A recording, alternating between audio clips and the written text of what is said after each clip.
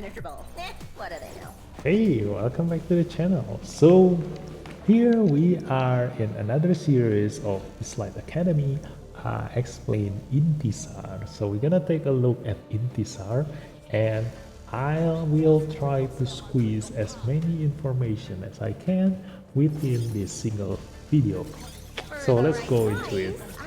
Intisar. Her first skill attacks one enemy, damage 120% attack, 80% chance of inflicting hit straight up for 2 turns when without stealth launches a pursuit attack with transmit fires. This is her Divine Gate 2. And then the second skill attacks all enemies, damage 85% attack. The fewer the enemies, the higher the damage. Enemy debuffs plus 1 turn besides incapacitation. At the start of combat, gain stealth for 2 turns. And then the third skill grants all allies attack for 2 turns, attacks one enemy 2 times, damage 100% attacks, which in total gonna deal 200% attack, inflicts defense down for 2 turns per hit, so you have 2 chances of inflicting defense down. Next, attacks all enemies, damage 50% attack, inflicts attack down for 2 turns, so in total she will deal 250% attack in her third skill. Then gain stealth for 3 turns. If Intisar has stealth minus 1 turn to deal extra true damage. This is passive, so all of her skill will benefit from this one. True damage 15% of the target's maximum HP, damage against bosses 3%, triggers 1 time per turn. So here we're gonna take a look at each one of her skills. She is the only Esper that can pursue using her ultimate, so that is unique for her. And then the second skill, even though it says that the fewer the enemies, the higher the damage will not be higher than the 120% of her first skill. So if you are aiming just for her damage, even with only one enemy, you want to prefer using her first skill rather than her second skill. So her second skill value will be only to extend the enemy's debuffs by 1 turn, and this doesn't affect incapacitation, which means it won't increase stun, freeze, or petrification. But it does increase buff blocker, so that is really valuable in Sentinel Hunt. And then this can also be used if you have an enemy that is almost dying and you do want to split your damage among all the other enemies that are still alive. Although be very careful, because even though she deals a lot of single target damage, but because 2 of her skills deals AoE damage, she is very vulnerable against the enemy's Avatara, and that's her biggest weakness. Because compared to the other DPS Espers, her survivability comes from her stealth, and that makes her untargetable. But if she can be targeted by any other means, then she is just as paper as any other DPS. So the third skill grants all allies attack up for 2 turns. This is from her Divine Gate 6, which is very valuable. I will explain later in much more detail. And then it also inflicts defense down and it inflicts attack down. And then if she is in stealth, she can use her stealth buffs to inflict 15% of the target's maximum HP as true damage. So you can think of her stealth buff as some kind of like your ammo. So you shoot your enemy using your stealth buff duration for your ammo, and you do want to keep your ammo as much as possible for dealing as much damage as possible to your target. So here the percentage HP damage is the most unique to her, because this means that no matter what kind of relic she has, what kind of level she is, and what kind of Divine Gate she is currently at, she will deal the same amount of damage in her percentage HP damage. So she is the most valuable for newer player. When they are still having trouble grinding their relics, Intisar will deal the highest amount of damage in your lineup when you are clearing your early game content. Because she gets stronger, the stronger the enemy gets. So in the future also, when Lilith release harder content, Intisar will get stronger, whereas other DPS will still deal the same amount of damage or even less if the enemy has more defense in the future. Like for example, like the Calamity Tower, I can already see like floor 200 have someone at level 190, which I cannot imagine how much health or how much defense they gonna have.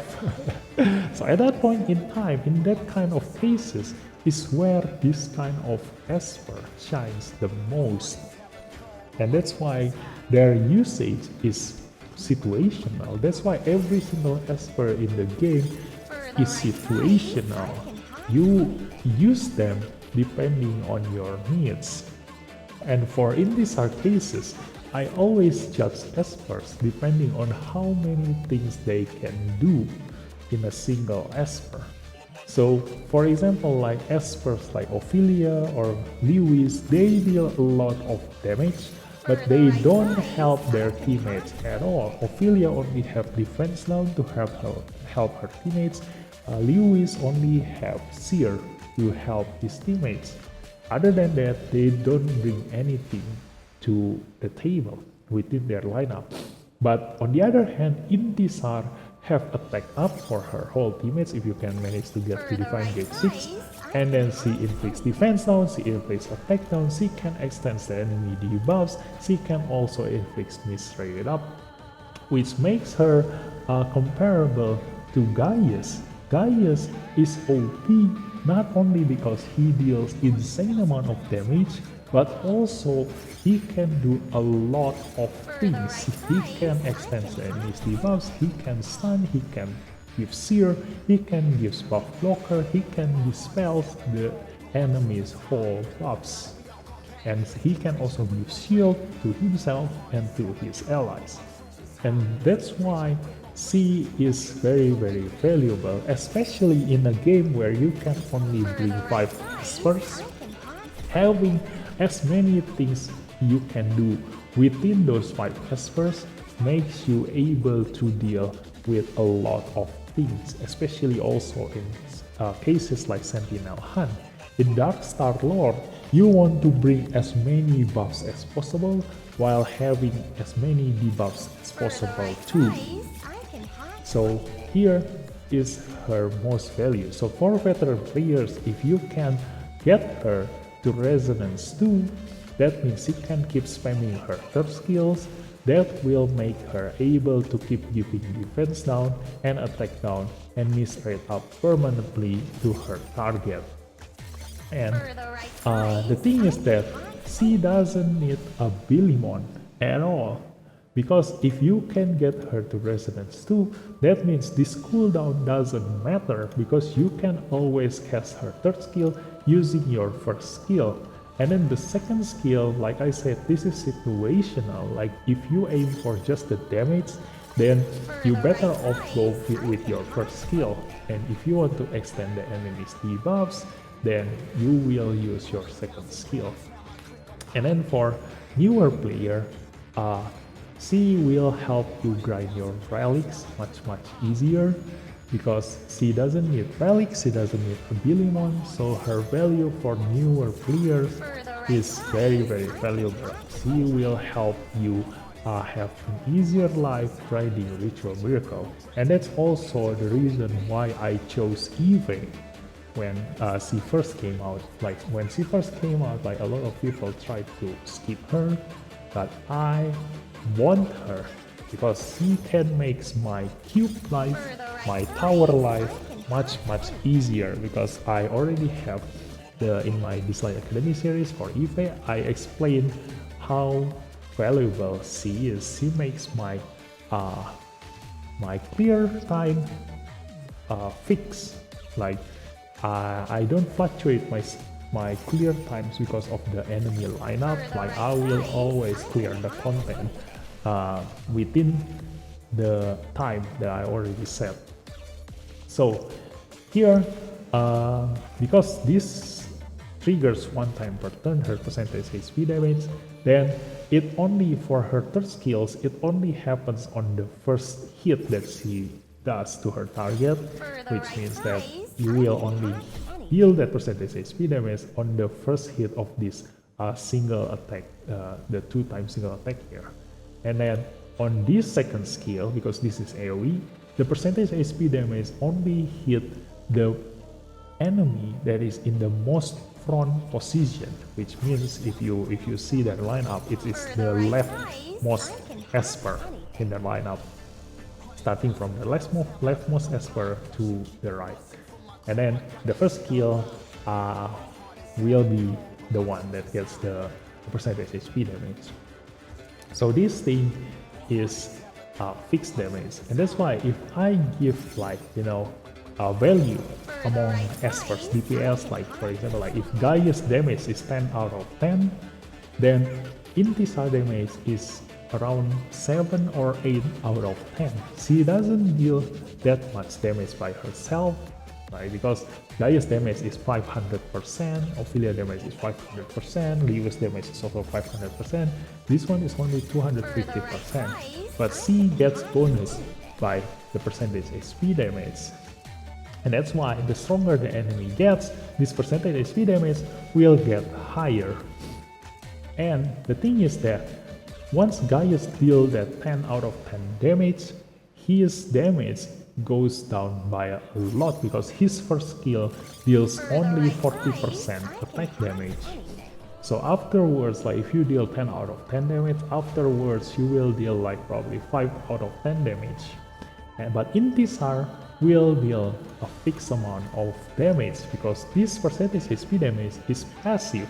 She will deal that in all of her skills. So she will deal a constant of 7 out of 10 damage, which makes her total damage comparable to other DPS. So when other DPS have like fluctuates their attack damage, so burst damage and after that cooldown period, then burst damage again and then cooldown period, Intisar will constantly deal high damage throughout her battle. For the right price, And that's her trait, that's her advantage, like pros and cons. So you do want to bring espers depending on conditions.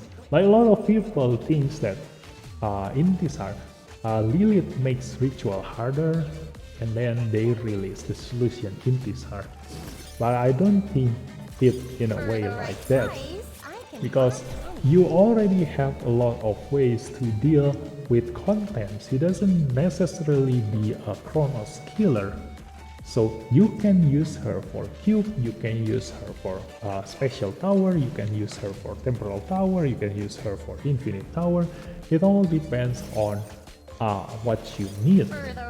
Because she deals percentage HP damage, so no matter what content Lilith gonna release in the future, she will always be relevant, especially when Shade Mother is just around the corner.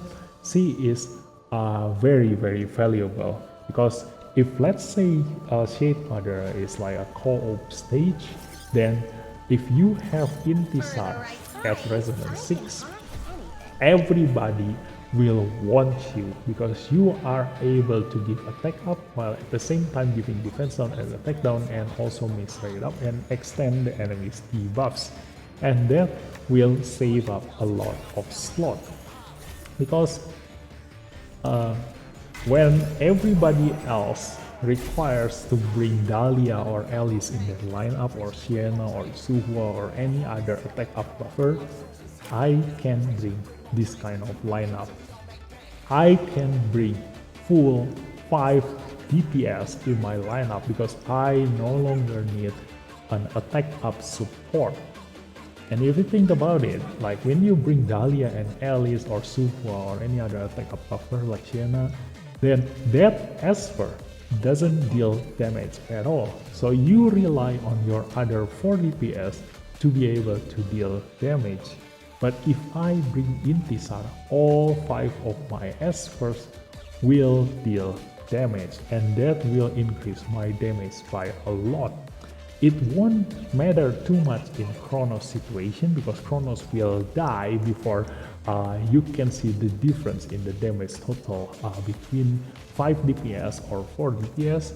But in a case for like Sentinel Hunt or maybe Shade Mother in the future, uh, when the enemy doesn't have HP, like you can deal infinite amount of damage, then you will see the difference. Because currently, this is my lineup in my Sentinel hunt. Like I don't need to bring Dahlia or Alice because I have Resonance 6 Intisar and she is the MVP in my lineup because she deals insane amount of damage while on top of making my whole team able to survive longer with attack down and miss rate up. She is one of the 3 Espers that have miss rate up on their first skill, which makes her able to give permanent miss rate up to her target, or which the other ones are Yunchuan and Alexa. And then she is the only Esper in the game that can double or even triple your other DPS damage because she is able to increase your other DPS damage by attack up while at the same time inflicting defense down to her target, which also gonna increase, will double again your attack damage from your other DPS.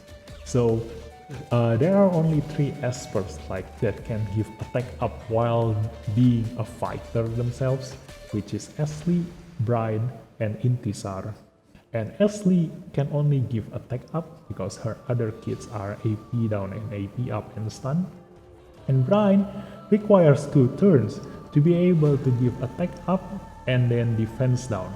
She needs 2 turns because her skills are at the different skill, like the second skill gives attack up and then the third skill gives defense down.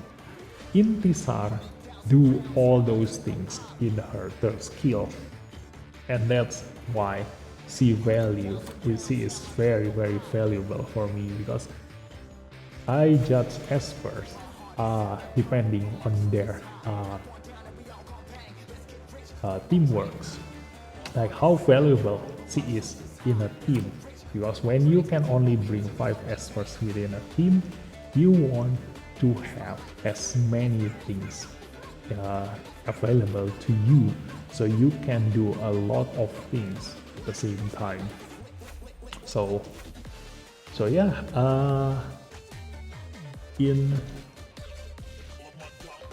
other contents, like even in PvP, like Lilith already released the picture about Intisar, and they themselves recommend her to go into PvP, and they are not wrong because she deals constant damage, whether she got inflicted by attack down, whether she got hit by miss rate up, she will deal almost constant damage because this thing, the percentage HP damage, doesn't care about anything. It only cares whether you have stealth buff or not, whether you hit Wind Esper, whether you hit Infernal Espers, she will deal the same HP damage in here. So it doesn't matter, like her damage will be almost always constant. But the thing is that if you can reach her Resonance 4, this is where her strength spikes the most. Like the difference between Resonance 3 to Resonance 4 is a lot. You gain a lot of power spikes from Resonance 4 because she is the only one who has the strongest 3.1.7 Resonance trait, which gives her additional true damage if you can manage to deal 35% of the target's maximum HP. And the other person who has that is Chalmers, but Chalmers only gives 10% of the target's maximum HP as true damage, whereas Intisar gives 15%. And the thing is that Intisar already deals 15% of the target's maximum HP as damage, so she only needs to deal the leftover 20% of the target's maximum HP, and then she will cut the enemy's HP by 50%. And that's where her biggest advantage comes from. Like no matter what kind of enemy she is facing, she is almost guaranteed to deal 50% of the enemy's maximum HP, especially if you can reach a Resonance 5 with her. this will increase her attack by a lot more, which makes you easier to deal that 20% of the enemy's maximum HP. While at the same time, you also gives yourself attack up and defense down, so it's very easy to deal at 20% enemy's maximum HP as damage. And that's where she is. Like, you don't judge Esper based on just their damage, even though they are a fighter. You know, just like how you judge healer. Like, you don't compare Clara with Ahmed just based on how much heal they do. Because if you do compare that, Ahmed will win. But the thing is that Ahmed only heal his allies, even though he can dispels disease and he can remove maximum HP penalty. But this is situational, like not many Esper can do maximum HP penalty, and this is also not many people bring disease in their lineup. So Clara being able to overheal and become shield, and then after that gives immunity and also cleanse, makes her valuable in her own way. So it's always gonna be situational. You use Clara when you need her, you use Ahmed when you need him. The same goes for Intisar. You use Gaius when you need Gaius, you use Intisar when you need Intisar. Which in this case, if you need to kill tanks, if you need to kill a thick Esper, then you want to use your Intisar. Because she deals percentage HP damage, so the more HP the enemy has, the more damage she will deal. And when Shade Mother comes out later on, we still don't know how we are gonna fight against Shade Mother, but because it's a boss fight, that means you do want to prepare a lot of things beforehand. That's where Intisar value is. So for new players, I do recommend you to get Intisar to make your grinding life much easier. For veteran players, you can decide whether you need her or you don't need her. It's up to you. But for whales, if you can manage to get her at Resonance 6, you will see an increase in your Sentinel score, or you can really see, like in any other contents that you can bring her, that your score will spike a lot, because now you no longer need to use a support buffer. You can buff your entire team attack by using Intisar. And that's it. You can now watch some showcases of my Intisar, because compared to my other explain videos, I do have the Esper right now at Resonance, so I can give some showcases. So enjoy the showcase, and I'll see you next time. Bye bye.